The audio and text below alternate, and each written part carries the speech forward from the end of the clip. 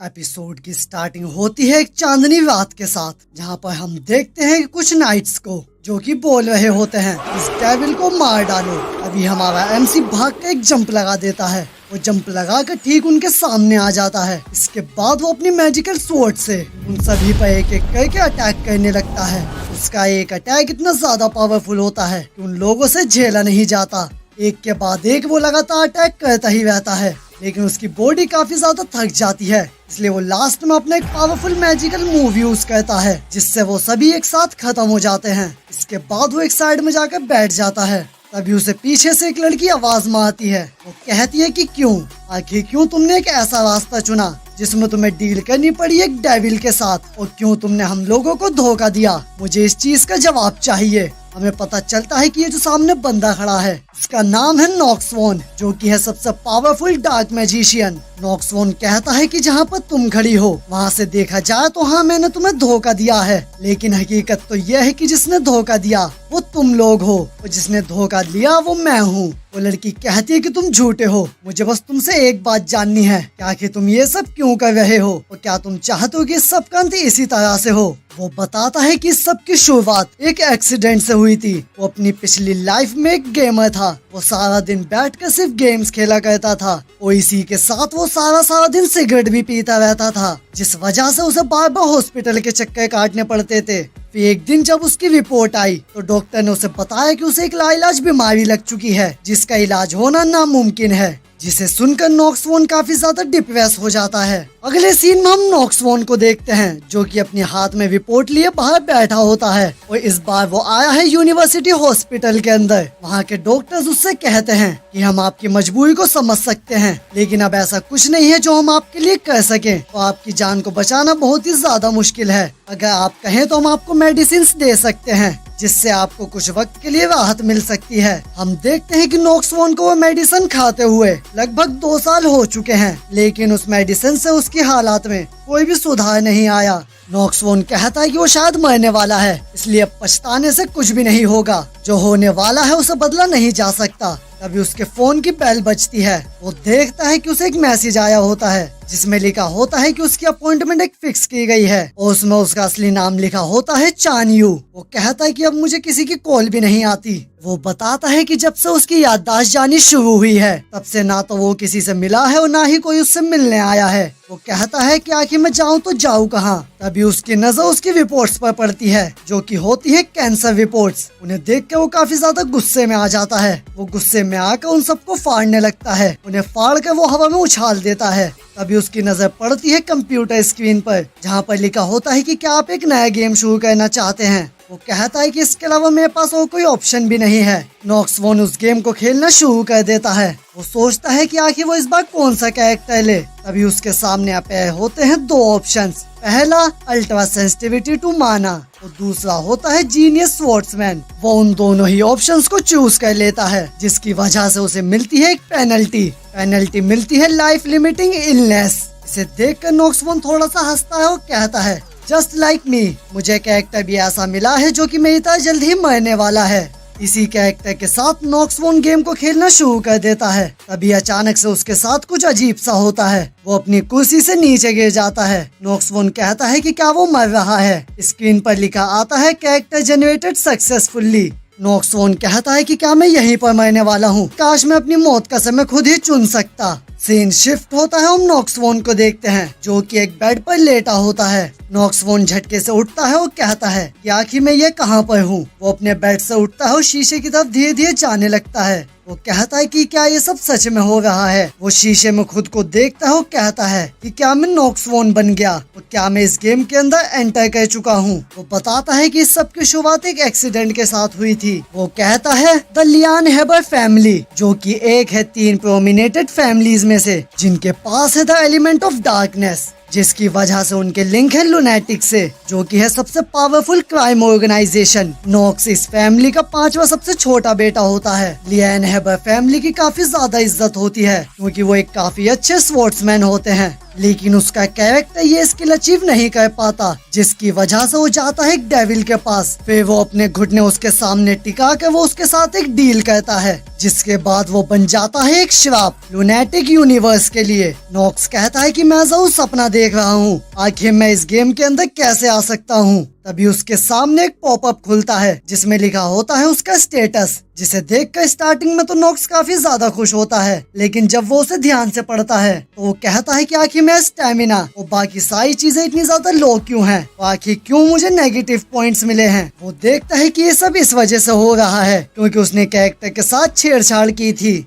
एक ऐसा इंसान जो कि रियल वर्ल्ड में भी मरता है और साथ ही में इस गेम के अंदर भी। वो सोचता है कि आखिर उसने एक ऐसा कैरेक्टर क्यों बनाया। फिर उसे याद आता है कि वो जानता है उसने ऐसा कैरेक्टर इसलिए बनाया क्योंकि वो चाहता था कि कोई बिल्कुल उसी की तरह मरे, बिल्कुल अकेले जैसे कि वो मर रहा था। लेकिन उसने ये बिल्कुल नहीं सोचा था कि रियल वर्ल्ड में मरकर वो इस गेम के अंदर आ जाएगा। फिर उसके सामने एक अनरीड मैसेज आता है जिसे नॉक्स खोलता है। उसमें लिखा होता है हेलो चियान, या फिर मैं तुम्हें नॉक्स बुलाऊं। वो सोचता है कि आखिर इसे मेरा असली नाम कैसे पता। चियान यू ये नाम उसे उसके पेरेंट्स ने दिया था, जिन्हें वो जानता भी नहीं कि अब वो जिंदा है या मर गए। वो सोचता है कि आखिर मैं यहाँ पर कैसे आ सकता हूँ और ये बातें कैसे जानता है जो कि मैं भूल चुका हूँ। मॉनिटर पर लिखा आता है कि तुम मुझे भूल गए, लेकिन मैं तुम्हें काफी अच्छे से जानता हूँ और मैं तुम्हें अब से नहीं, मैं तुम्हें काफी लंबे समय से जानता हूँ। नॉक्स ये सुनकर हैरान हो जाता है। वो कहता है कि आज से 2 साल पहले तुमने खुद को प्रूव किया था कि तुम एक काफी ताकतवर और ब्रेव इंसान हो, इसी वजह से तुम्हें ये दूसरा मौका मिला है। Welcome back. इनमें हम देखते हैं कि नॉक्स बोल रहा होता है, क्या मुझे इस बात पर यकीन कर लेना चाहिए कि ये जो दुनिया है ये असली है और जहाँ से मैं आया हूँ वो नहीं। वो कहता है कि ये सब क्या बकवास है। कंप्यूटर स्क्रीन उसे बताती है कि यह सब बहुत कुछ है जो मैं तुम्हें अभी नहीं बता सकती, ना ही मैं तुम्हें ये बता सकती हूँ कि मैं कौन हूँ, लेकिन मैं बस तुम्हारी मदद करना चाहती हूँ। नॉक्स कहता है कि मदद पर वो कैसे।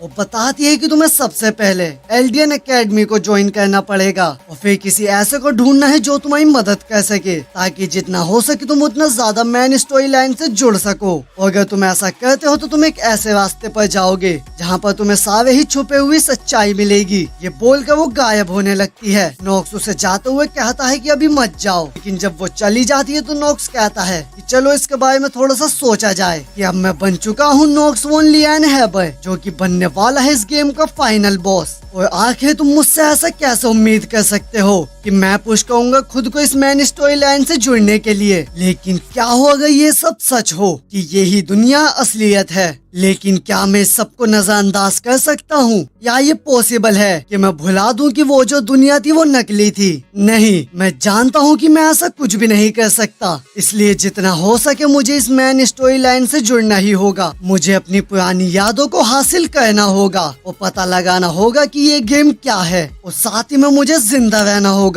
और मुझे इस उधारी की जिंदगी पर ही जीना होगा। और अगर यही कीमत है एक अल्टीमेट विलन बनने की तो मैं इसे देने के लिए तैयार हूँ। और अगर मैं सच कहूँ तो ये इतनी बुरी जिंदगी नहीं है जितनी मेरी पिछली लाइफ थी, क्योंकि मुझे कुछ भी नहीं याद कि मुझे आज से 2 साल पहले कौन सी बीमारी हुई थी। और उन बीते हुए 2 सालों में मुझे बस एक मरता हुआ इंसान ही याद है, जिसे घड़ी की सुई भी याद दिलाती थी उसकी मौत नजदीक आ रही है। मेरी जिंदगी का हर सेकंड बस इसी खौफ के साए में था कि मैं जल्द ही मरने वाला हूँ। तो आखिर ये उस जिंदगी से बुरी तो बिल्कुल भी नहीं हो सकती। और ये सब जो मेरे आसपास हो रहा है ये भी मुझे काफी अच्छा लग रहा है। नॉक्स सिस्टम से पूछता है कि आखिर आज क्या डेट है। सिस्टम बताता है कि आज डेट है February 4th 1812। नॉक्स कहता है तो इस हिसाब से देखा जाए तो अभी भी 1 साल बचा है एल्डियन एकेडमी के एनरोलमेंट निकलने में, तो अभी मेरे पास काफी समय है। तो तैयार हो जाओ May 28 रन को सक्सेसफुल होता हुआ देखने के लिए। नॉक्स ये सब बोलकर कमरे से बाहर जाने लगता है, लेकिन जैसे ही वो दरवाजे को पकड़ता है उसकी हड्डियों में दर्द होने लगता है। नॉक्स सोचता है कि आखिर ये सब क्या हो रहा है। हमें पता चलता है कि उसकी पेनल्टी की वजह से उसे ये बीमारी लगी है, जिसकी वजह से उसकी हड्डियां काफी ज्यादा कमजोर हो चुकी हैं। अगले सीन में हम देखते हैं कि नॉक्स अपने हाथ को पकड़कर कहीं जा रहा होता है। कहता है क्या कि इस बॉडी की तकलीफ क्या है, मैं एक गेट तक तो खोल नहीं पाया। तभी वो एक मेड से टकरा जाता है। मेड जमीन पर गिर जाती है, उसके हाथ में जो प्लेटें होती हैं वो भी टूटकर बिखर जाती हैं। मेड कहती है कि मास्टर नॉक्स आप यहाँ पर क्या कर रहे हैं। नॉक्स कहता है कि ये कुछ जानी पहचानी सी लग रही है। वो बताता है कि इसका नाम लोना है। लोना कहती है कि मुझे मेरी गलती के लिए माफ कर दीजिए और इस सब के लिए मेरी पकड़ मत काटिएगा। नोक्स बताता है कि ये उन साइड कैरेक्टर्स में से एक है जो कि मैन स्टोरी के लिए काफी इम्पोर्टेंट हैं और इसे यादगार बनाती हैं इसकी बातें नोक्स के पीठ पीछे। लेकिन जरा इसकी आंखें तो देखो, जिन्हें देखकर लगता है कि ये कितनी ज्यादा मासूम और प्यारी है। नोक्स उसके पास जाता और कहता है कि चलो इस बार तो मैं तुम्हें माफ कर देता हूँ, लेकिन अगर अगली बार ऐसा कुछ हुआ तो मैं तुम्हें बिल्कुल माफ नहीं करूंगा। लोना कहती है कि प्लीज मास्टर, मुझे माफ कर दीजिए। नोक्स बाकी लोगों की तरफ देखता है और कहता है कि ये ऐसा नहीं है जैसा तुम सोच रहे हो। मैं तुम लोगों को कोई डरा नहीं रहा, लेकिन सभी लोग उसकी बातों से डरे होते हैं। नोक्स उन सबके रिएक्शन को देखकर कहता है, मैं वो बिगड़ा हुआ बच्चा हूँ जो इस लड़की के दिल में अपने डर का खौफ भर रहा है। लोना कहती है, पर मास्टर आप इतनी सुबह सुबह कहाँ टहल रहे हैं? नोक्स बताता है कि मैं ड्रिल होल जा रहा हूँ। फिर हम देखते हैं कि वो सभी लोग उससे माफी मांग रहे होते हैं। नोक्स लोना से कहता है कि मुझे खुशी होगी अगर तुम भी मेरे साथ चलो तो। लोना डरते हुए कहती है कि यस मास्टर। लोना सोचती है कि कहीं ये मुझे पनिशमेंट तो नहीं देने वाले एक लकड़ी से बनी तलवार से। हम देखते हैं कि वो दोनों महल में टहल रहे होते हैं। नोक्स कहता है कि उसे सबसे पहले तो जिंदा रहना होगा, क्योंकि वो इस चीज का एक्सपीरियंस ले चुका है कि मौत कैसी होती है। वो इस बार वो बिल्कुल भी मरना नहीं चाहता, इसलिए मुझे सबसे पहले अपने आप को परिस्थिति के हिसाब से खुद को ढालना होगा, जितना हो सके उतना ज्यादा, क्योंकि अगर देखा जाए तो इतना ज्यादा भी इम्पॉसिबल नहीं लगता। लोना उसे देखकर कंफ्यूज होती है। नोक्स कहता है कि मैंने इस गेम को तकरीबन 27 बार कंप्लीट किया है, तो इस गेम में ऐसा कुछ भी नहीं है जो मुझसे छुपा हो।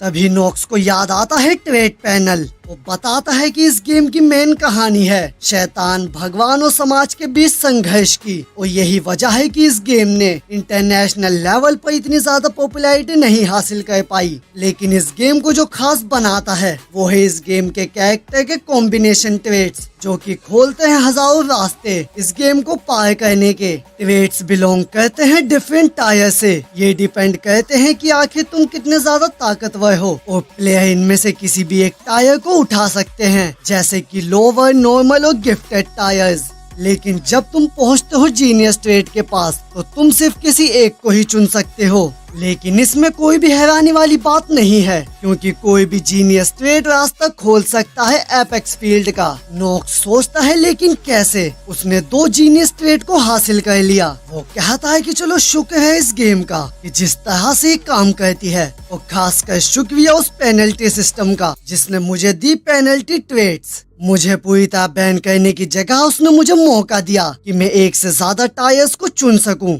लेकिन बहरहाल देखा जाए तो एक जीनियस स्वॉर्ड्समैन एंड फाइटर मुझे मदद करेगा सबसे टॉप पर जाने में, क्योंकि उसकी स्किल में बहुत ज्यादा काम आएगी। और साथ ही में अल्ट्रा सेंसिटिविटी टू माना, जो कि बढ़ाएगा मेरी माना सेंसिटिविटी को, जो कि मेरे लिए बेनिफिटली होगा जहां मुझे मैजिक की जरूरत पड़ेगी। तो शायद ये दोनों ही ट्रेड्स में बहुत ज्यादा काम आने वाली हैं। फिर उसे याद आता है कि उसे सिर्फ उसी ट्रेड का फायदा उठाना चाहिए जो कि मेन कैरेक्टर के पास है, क्योंकि मुझे खुद को वैसा दिखाना होगा जैसे बाकी लोग मुझे देखते हैं। और इसमें काम आएगा गिफ्टेड एक्टर, जो कि मुझे मदद करेगा और ज्यादा कन्विंसिंग दिखाने में। फिर वो कहता है कि हार्ट ऑफ स्टील में ही मदद करेगा इसमें। जब कभी भी मैं खतरे में होऊंगा तो ये मुझे खतरे से बचाएगा। वो कहता है कि इस सब के बाद बस एक ही प्रॉब्लम है कि वो क्या करे इन सभी नेगेटिव ट्रेड्स का, जिनमें सबसे ऊपर आती है लाइफ लिमिटिंग इलनेस, क्योंकि इन सभी ट्रेड्स में से बस ये एक लौती है जो कि उसकी जान ले सकती है।